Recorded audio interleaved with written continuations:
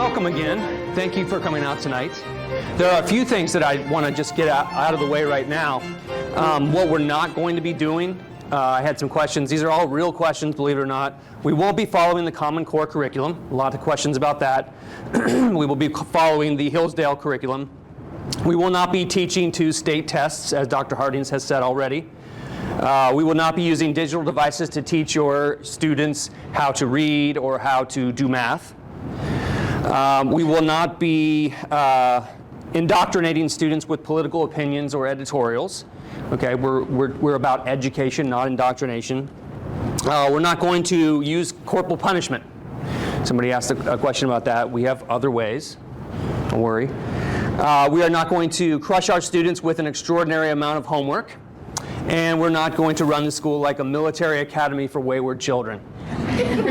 I did think about starting that school, but I don't know. So I want to get back to this point about what makes us unique. Why are we here? Why is this unique? Our mission is to develop the minds and nourish the hearts of our students through a content-rich curriculum in the classical liberal arts and sciences with instruction in moral character and civic virtue. So I'm going to keep coming back to this mission, and I'm going to pull a few things out here to talk about our curriculum. So it starts off with content-rich curriculum. So we believe that content matters. Believe it or not, in a lot of schools, there's really skills-based, college readiness, kind of whatever that means, without the content. Any kind of content can go in there. We believe that there's a specific kind of content. For example, history. We need to understand history. We need to understand geography. We can learn a lot from literature. We need to know the fundamentals of reading and writing and communicating. So it matters what we study. Content matters. Also, the ways in which we educate also matter. Okay, so like I said, we're not an anti-technology school. We'll be using technology, but technology will not be a driver of the culture in the school. Okay, we also believe that teachers matter. I'll talk about teachers in a little bit. But also the tried and true methods. The tried and true methods is what we're going back to. And that encourages true education and forming virtuous habits of mind. And I'll just read through a few of these. I might touch on some of them. Using pen and pencil on paper. Okay, so there's a lot of research about, you know, the effectiveness for actually writing things down, and learning how to print by hand, learning cursive, note-taking and annotation. So the students who are reading literature in our school are going to have their own books. They'll be writing, they'll have a conversation with the author. I know it sounds a little weird, but they'll be taking notes in the book and on the book. And even at the earliest grades, once they learn to write, what we will be doing is giving them ways to take notes, okay, so that they are developing these habits of mind. Explicit study of phonics, which I'll talk about, explicit study of grammar, both in English and in Latin, engaging class discussions, the use of storytelling, especially in history, reading classic works of literature. You all have those folders in front of you, and later tonight you can take a look at our K through 12 curriculum, and you can see what the reading list is for every single grade. So if you have a fifth grader coming in, you know exactly what that fifth grader is going to be reading. And they are, when I say classic works of literature, going all the way back to the Greeks and Romans, yes, but it's not all Greek and Roman, and it's not in Greek or Latin. We're talking, you know, written in English all the way up through the 20th century. Studying primary sources, especially in history. The use of Socratic seminars and classical debates, and first and foremost, teacher-led classrooms. The teachers, again, are important. Content matters. The teachers also matter. I'm also going to talk about a cohesive study of the liberal arts and sciences. What does this mean to be cohesive? And finally, I'll say a little bit about our focus on virtue and the preparation to live a meaningful life. This is the question that we're going to be asking even for our kindergartners from K through 12. What does it mean to live a meaningful life, right? What does it mean to be a responsible citizen? And by the time that they get to senior year, they will all be doing a thesis, and the thesis is a semester-long course where they are picking a classic work of literature, and they are answering that question. What does it mean to what is it to live a meaningful life? And they're going to do that through an analysis of literature, and then they have to present it to the entire school.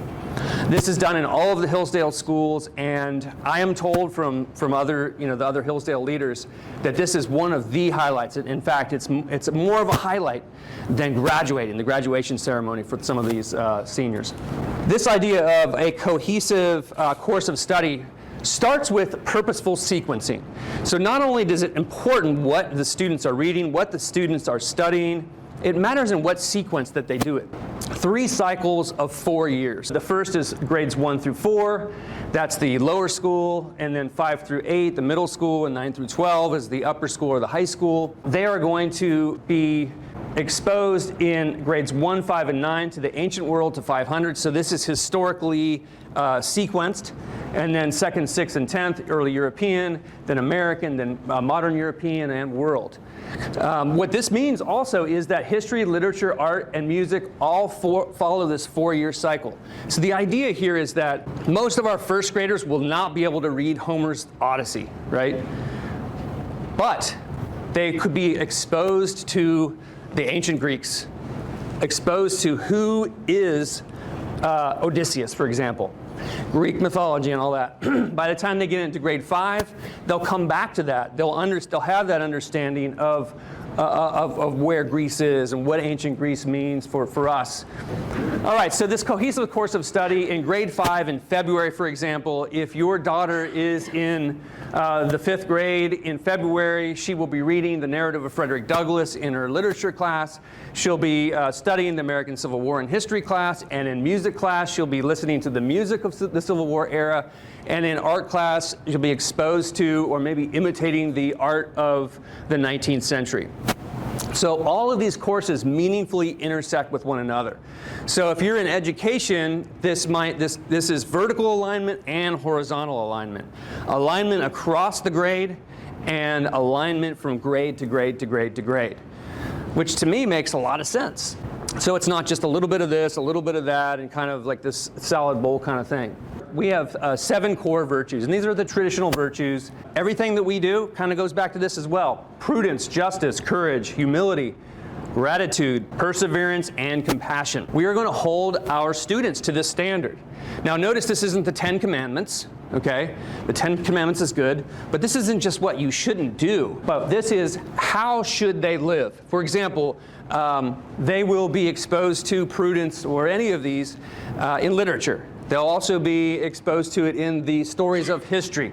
And also, our teachers that are in front of the students will be modeling this. So we're going to hold this standard up for the students, and also the teachers will be modeling this. Also, I said teachers matter. Now, I wish I could trot out all my teachers right now, but I'm in the process. I'm in the very early stages of hiring teachers. But I thought it might be good for you to understand, what am I looking for? What is it that we as a school are looking for in our teachers? So I kind of think of this in 3 different ways: functional literacy, cultural literacy, and moral literacy. So first is functional literacy is all of the practical stuff. Can this teacher manage a classroom through the use of procedures and routines? Does this person like children and want children to succeed? Okay, that's kind of a threshold issue there. Do they have a love for their subject or subjects that they teach? Are they lifelong learners? Do they want to continue to learn? Do they have the desire to stay up late at night planning in their first year, right? So they are going to be given a curriculum, but they're not going to be told what to teach or how to teach. They're going to be given the scope and sequence, and they can use their own creativity in order to come up with their own plan. So they need to be able to do that. The second is cultural literacy. Do they understand what classical education is, or do they know enough and want to know more? Right? Are they able to articulate our mission? So I won't be hiring anyone who is not in line with the mission. So you don't believe in that mission, there's no reason for you to teach in this school. And then finally, moral literacy. Are they people who we want to put in front of our students? Now again, this is important because they're going to be the ones who form our students. They need to understand that they're going to play a very important role in the life of the kids who are in front of them. I'm going to talk now about a few aspects of the curriculum. One of the most important things that your child will be doing in any education is learning how to read. So we're starting off with explicit, intensive phonics. We use a program called Literacy Essentials, which is based on the Orton-Gillingham method, and this is a multi-sensory approach to phonics.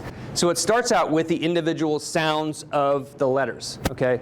And it moves out from there. So we have cat, for example, and we're not using the whole language method, which was kind of an experiment over the last 40 years. And may also explain why we have a problem with reading in the US. In whole language, you would be given a picture of a cat like this, and then you would say, this is a cat. So you're recognizing the whole word. And when you see that word, you know that's cat. It doesn't work really well. I was talking to an educator recently, but she said when she was in 3rd grade, she went to her local park, and there's one of those caution signs, right? And it said, no Thanksgiving. And she never understood why, when she went to swim in her local park, why this sign said no Thanksgiving. She thought, well, maybe you can't have Thanksgiving in the summer. She didn't really understand. Well, she had learned by whole language. And what it actually said was no trespassing.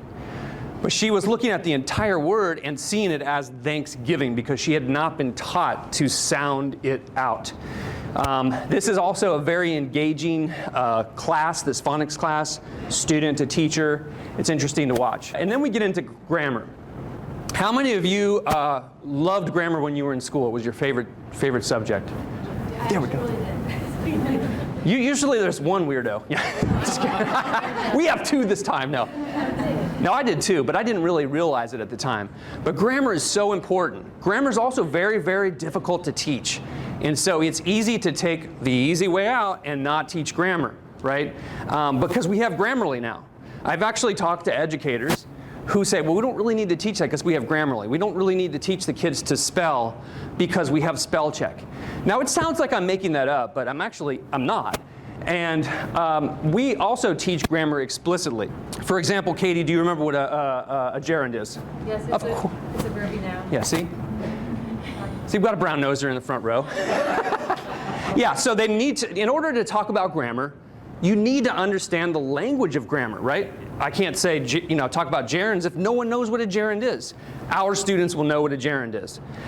I'm not kidding. I taught high school AP English Lit for over a decade, and I had students say, Mr. Rose, what's a noun?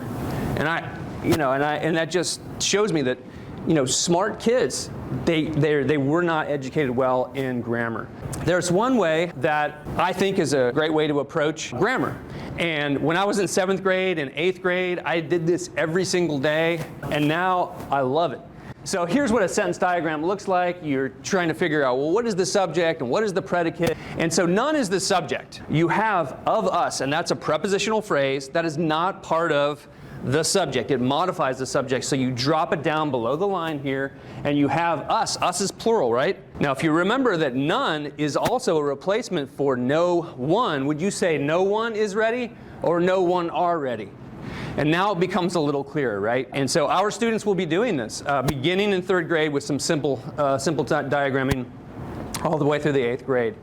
We will also be reading the classics, and again, I urge you to take a look closely at our K through 12 curriculum sheets that you'll find in your folders. It includes the poems, the plays, the novels, the short stories that we're going to be reading. Another tried and true method that we actually had to import from Singapore.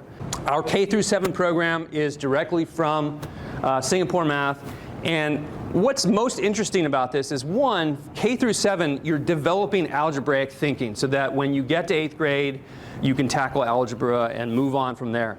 So most of our students will graduate with either going all the way through pre-calculus or calculus. It makes use of bar modeling in order to achieve this algebraic thinking. This is a real problem, a word problem from a 3rd grade Singapore math text. And I've changed the names to protect the innocent. There are 3 cities in the county. Hillsdale is 1/2 as large as Coldwater, which is 6 times as large as Janesville. The total population of the county is 14,000. How many people reside in Hillsdale? Now, this is a pretty easy question, right? That's what I thought when I was first given this. I went on for 5 minutes and I couldn't come up with the answer. I'm sure you can. But these 3rd graders can do this in 2 minutes. because they understand the bar modeling technique. Singapore math focuses, it really starts off with something very concrete, which is a word problem, and it goes into something that is pictorial, and then it goes into something that's abstract. So again, another tried and true method. History and geography, we've said a little bit about already. For American history, it's worth pointing out we'll be using the Hillsdale 1776 curriculum, which is a very balanced view of the United States to inspire our students to understand the inheritance that they have received. It's the good, it's the bad, it's the ugly. Their use of storytelling in history class is important. Also, our students, especially as they get into the upper grades, will be using primary sources.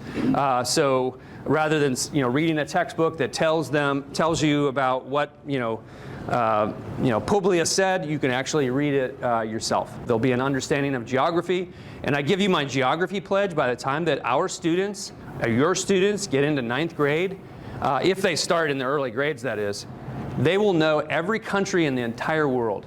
They will know the capital of all of those countries. They will know all of the states, and they will know all of the capitals of the states.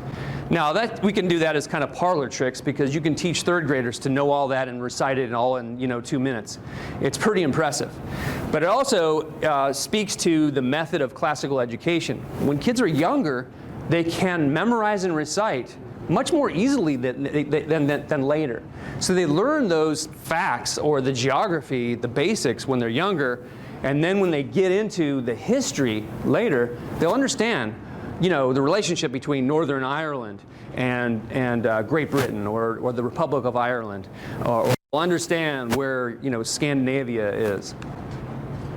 Also, science is very important. The K through 12 curriculum of science, I believe, is one of the best available. By the time our kids graduate, they will have taken upper level biology classes, chemistry, physics, astronomy, and they'll have the option of taking AP advanced placement in that as well. So this is not a STEM school where we're teaching application in the lower grades. We believe in knowledge for its own sake. In other words, if you learn about the human body, you're not learning that to get a job or to have a skill. You're learning that to understand about yourself and then the world around you. That's what science is for, and it's also communicated through clear and concise writing. Also, the Latin advantage. In the 4th and 5th grade, all of our students will have vocabulary classes where they're introduced to Greek and Latin roots. When they get into 6th grade, will be their first full-fledged Latin class, and this is the equivalent to the first semester of a high school freshman Latin class. They'll have Latin 1 split between 6th and 7th grade. They'll have Latin 2 in 8th grade and Latin 3 in 9th grade. They can go on in the 10th grade and they can take AP Latin, or they can decide in grades 10, 11, and 12 they want to go on to a modern language, which we will also be offering. This also creates a well-ordered mind and clear and concise thinking. So that's another. It also provides a key to the modern languages, especially the Romance languages. Improves reading, writing, and communication skills, and it also enhances problem-solving abilities. Also, I was watching a lecture recently by a biologist who teaches at one of the big universities in Ohio, and he was remarking on those who had a Latin background did so much better in biology because they had already understood the terminology of science.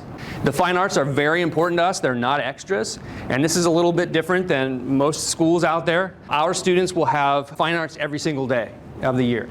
So they'll either have a music class or a visual arts class. They'll alternate. We believe that art and music are very important to a classical education. Again, they're not extras. They kind of work with the history classes and the literature class, all kind of goes together. They are also going to be studying in their art classes and music classes, art history and music history. So they'll understand the context of this and also how it fits into history. But also they'll be producing music. So we will have a choral program and we will have an instrumental program. And we take this very seriously. In fact, we have dedicated ourselves to having the very best music program by the time we are a K through 12 school. Physical education is also not an extra, believe it or not, and all of your students will have physical education every single day of the year. Active kids are great learners. It's focusing on building strength, endurance, fitness, but also learning to work as a team, leadership skills, and all that kind of stuff. There'll be a recess, a lunch, and phys ed. So there's a lot of kind of moving around. I know sometimes we think of, classical education as being rigorous and the kids aren't moving around or whatever, but they will be moving around, no doubt. Just to piggyback on that, we will have an athletics program beginning next year, so we'll have some simple in that it doesn't require a lot of accoutrement, a lot of stuff. We'll start off with basketball, volleyball, co-ed flag rugby. We'll have a club. We have somebody who's doing that. Someone has come forward and wants to do a cross-country team, and he's a cross-country coach for one of the major high schools around here. So that would be great. And also, we will have Taekwondo. We will offer Taekwondo. And this will be taught by Master Kim from AHN studio in Blue Ash. But he and his people will come to our campus after school 2 days a week, and that is an option for all of our students. And so just think about this opportunity. We have the opportunity to have a classical school full of black belts by the time they graduate. Talk about unique. I think that's unique. Also, we will have extracurricular activities, and the extracurricular activities will be those that go along with and forward the mission of the school. So here are some examples: Junior Classical League, that's the Latin stuff; Chess Club, Power of the Pen, which is a competitive creative writing program; a choral group, an instrumental group, like I said; Service Club, and we will definitely be having drama as well. Now, that doesn't mean that's the only thing that we're going to have. As the school grows and as we understand the interests of the parents and the students, that will obviously grow. This is at least, it's not written in stone, but this gives you a kind of a good idea of when we will be starting and finishing. August 30th as the first day, and the last day of school, May 28th. So the school day most likely will be 8:15 to 3:15. We will be offering an aftercare program from 3:15 to 6 o'clock, which is like a monthly tuition base. And the doors will open at 7:30 a.m. for early arrivals, and then the kids can go to their classes at 8 from 8 to 8:15. And then finally, the enrollment process. We are in the midst right now of the early bird enrollment process, which opened a couple days ago, last Thursday at 5 p.m. This period ends on the 23rd, and there will be a second enrollment period that will open up January 18th to March 8th. So we have room for 400 students, right? And that means if we have more than 400 applicants, there will be a lottery, and it's not a first come, first serve, it's a random lottery. It's one that can be audited. It's not one that we do. It's done by Schoolment, and that will happen on January 4th. Let's say there are 398 applicants and we have 400 spots. That would mean that the lottery would generate, everyone would win the lottery, okay, in this first enrollment period. But that would also mean in the open enrollment period, there are a lot fewer seats available still, right? So between January 18th and March 8th, you would have equal shot at getting a seat. And the seats will be available by grades. I know one of the questions that you'll want to know is if you have more than one child, let's say you have a 6th grader and a 3rd grader, are both of my kids going to be able to get in? And the answer is yes. If your 6th grader gets in, then your 3rd grader will be the next one in the lottery who gets that, who wins the lottery, right? So I'm committed to keeping families together. I don't want you to, for a year, to have to only be able to, like have one student at the school and have to go somewhere else. So that's kind of built in.